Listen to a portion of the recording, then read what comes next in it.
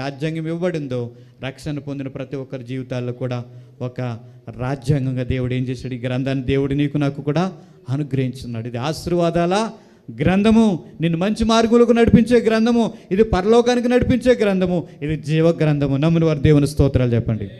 కాబట్టి ఈ గ్రంథం పట్టుకుని బ్రతికితే, ఈ గ్రంథ ప్రకారంగా జీవిస్తే, ఈ వాక్యంలో చెప్పబడిన రీతిగా నువ్వు నడిస్తే నువ్వు అనేకులకు దీవెనకరంగా ఉంటావు, అనేకులకు ఆశీర్వాదకరంగా.